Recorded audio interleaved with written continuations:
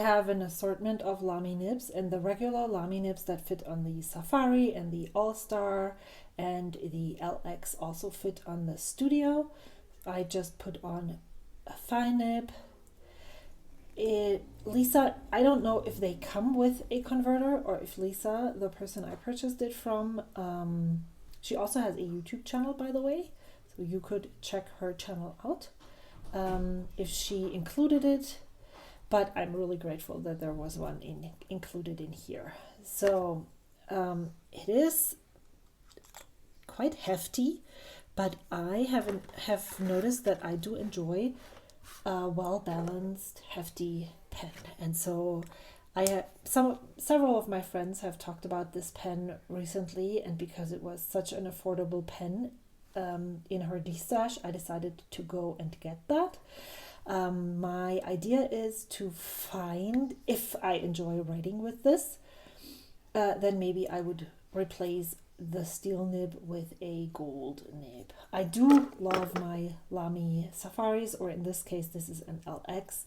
I do love them, and so even if I don't enjoy this Lamy Studio, I don't see any reason why I shouldn't put a gold nib on this pen. There are these rubber grip sections. This is metal and very slick, and I'm not 100% sure if I would enjoy this. And so I went ahead and purchased this replacement grip section with a rubberized grip section from Vanessa pens. And this just screws in, the whole section changes out, and so I could, if I like the pen and I just can't stand the shiny, slick grip section, then I can swap it out for this one. But when I am going to ink this for the very first time, I am going to try it with this grip section just to see if maybe this pen is well balanced and I'm not as disturbed by it as I am thinking. I know that I don't necessarily like metal grip sections, so purchasing this spare grip was always the way to go for me. And so I'm really happy that I found this Lamy Studio in a color that I like on a destash. So the grip section plus the pen were less than a new Lamy Studio for me. That I consider a steal, and that's the reason why I actually went ahead and purchased this now. So let's stop talking that much and check out some other pens. I'm going to put them in here, line them up with one of the lines down here. Let me put this over here so you can see much better. Right here. So here is the Lamy Studio. I'm going to compare this to the Lamy 2000 because I feel like the shape of the pens are very similar. Here is a TWSBI Eco. Here is a Lamy LX, or same size as the Lamy Safari, and here is an Esterbrook ST, just to see what this looks like. The SD is definitely the biggest one in this. I feel like all four of these pens have a similar height or length.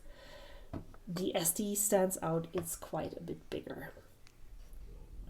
If I am going to remove the caps, then I'll just put them here as I would use them. Let's check. I haven't even checked if posting this.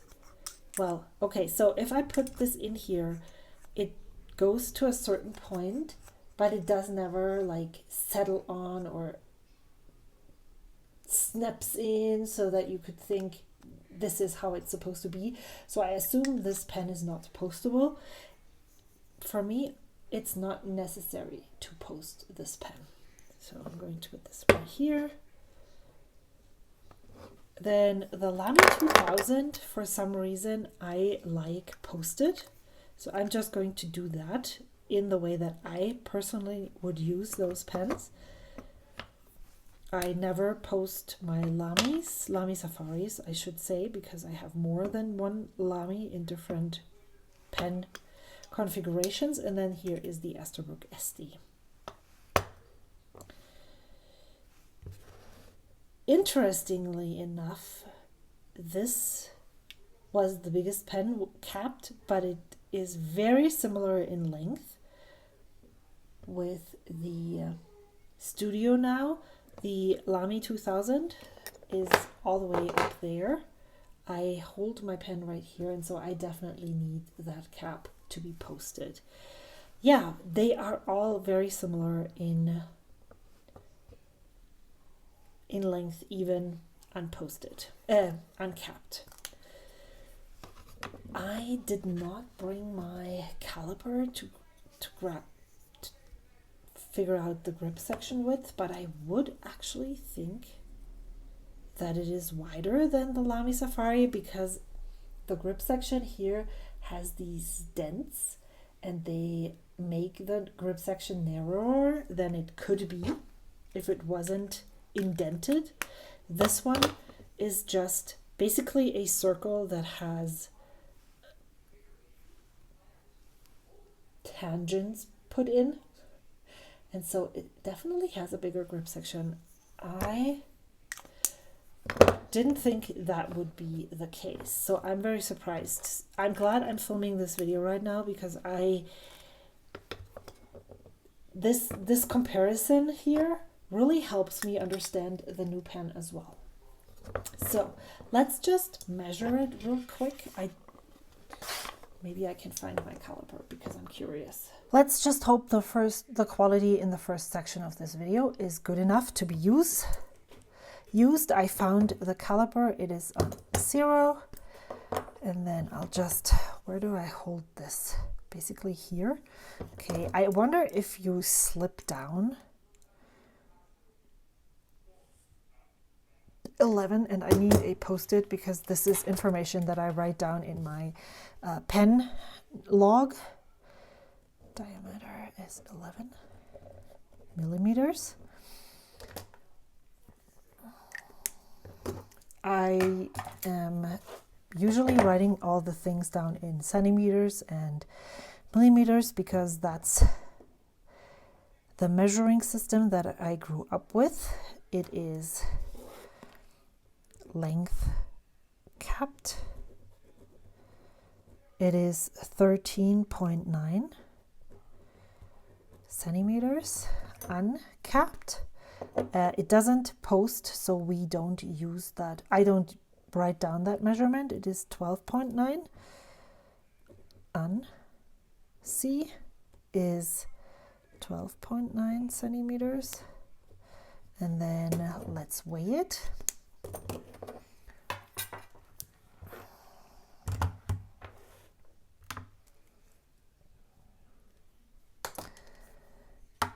And then the weight width is 33 grams, and weight without is 24.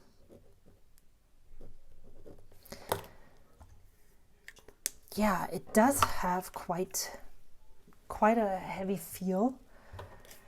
I am going to dip it and put a writing sample here in this Tomoe River notebook from Paper Penguin Co. This is old 52 GSM Tomoe River paper.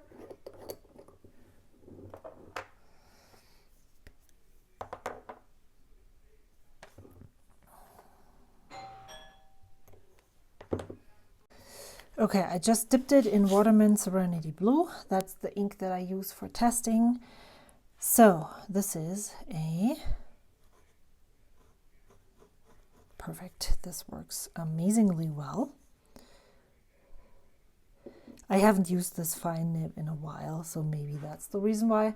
It came with a 1.1 stub nib that I cannot find at the moment, so we'll need to use something else. There we go. Okay, this is the Lamy Studio in Glacier. with a fine steel nib.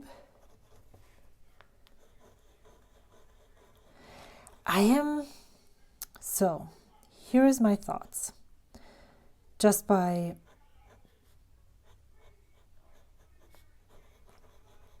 writing with this right now, I didn't think, I thought this was super slippery and it would like go like this all the time. That is not the case.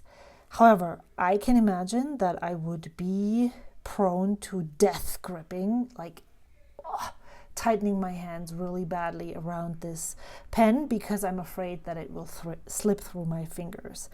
That's why I want to check out this nib and this grip section, maybe not this specific nib, a Lamy nib with this grip section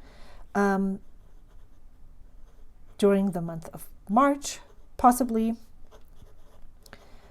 and see how I feel about it when I use it for longer writing sessions, if it works well, if it doesn't work well, and if I notice at some point during that experiment that it's just not as good as it could be. I want to try this and see if it changes anything about my feelings for this pen. It's definitely better than I ever imagined this grip section to be, so I'm positively surprised. But of course, besides making a writing sample just like this, I haven't used it for a longer periods of time. So I don't really know if that's something that I would enjoy long term. But it's definitely better than I thought, and I am really surprised by that. So I think I'm done. I don't have anything negative or positive to say about this yet. I think the proportions of this pen are really smart. I always liked Lamy's designs, and so this is no exception for sure. I will keep you posted on how I like this when I post my currently inked and my reviews. But I would love to hear from you if you have a Lamy Studio, how you like it, and if you have this metal grip section or if you have the rubberized grip section and your experiences with it. I'm really curious about it. Thank you so much for watching. I hope to see you in another video soon. Until then, bye.